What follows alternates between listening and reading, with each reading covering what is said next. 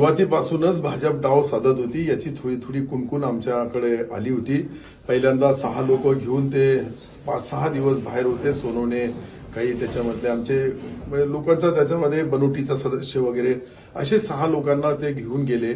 त्यावेळेसच आम्हाला शंका झाली, पण मी दुःखामध्ये असल्यानंतर मी त्याच्यामध्ये इंटरफेअर केला नाही।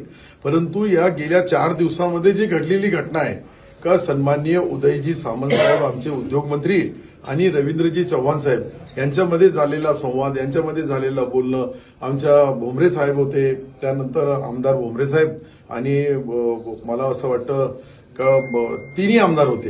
या तिन्ही आमदारांना आणि अतुल सावे साहेबांशी माझा तो बोलणं झाला नाही कोणाशी, मी त्याच्यामध्ये याच्यामध्ये नव्हतो। परंतु आमच्या आमदारांनी मला सांगितलं की आपलं बोलणं झालं आणि ते आपल्याला अध्यक्षपद देणार आहे। मग काही लोक चर्चेनंतर माहीत पडलं का आता ते अध्यक्षपद मागू लागले।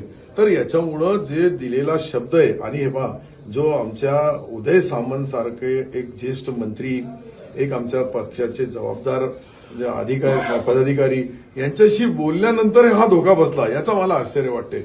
बाकी काही नाही, त्यांनी कधी सुरुवातीला सांगितलं तर तुम्ही तुमचं करा, आम्ही आमचं करू, संपलं काम। याचे परिणाम पुढच्या भविष्याच्या निवडणुकीमध्ये त्यांच्या वरिष्ठांनी, आमच्या वरिष्ठांनी याच्यामध्ये इंटरफेअर केला नाही आणि याला व्यवस्थितशीर दोघांना विश्वासात घेऊन पुढची वाटचाल केली नाही तर याचे परिणाम भोगावे लागतील। मी स्पष्ट बोलू लागलो। शेवटी जिल्हा परिषद ही जी निवडणूक आहे ही अनेक वर्षापासून भारतीय जनता पार्टी आणि शिवसेना यांची कधी युती राहायची, कधी नाही राहायची, परंतु शिवसेनेची सत्ता सातत्याने महापालिका असेल, जिल्हा परिषद असेल, या ठिकाणी या संभाजीनगर त्यावेळच्या औरंगाबादमध्ये स्वर्गीय बाळासाहेबांपासून ही जी परंपरा आहे त्या परंपरेला धोका बसलेला आहे आणि हे जे त्यांनी जी आमच्या सोबत जी गद्दारी केली या गद्दारीमध्ये विश्वासघात झाला। मी तर पहिल्यापासूनच बोलतो विश्वासघात होणार आहे, विश्वासघात।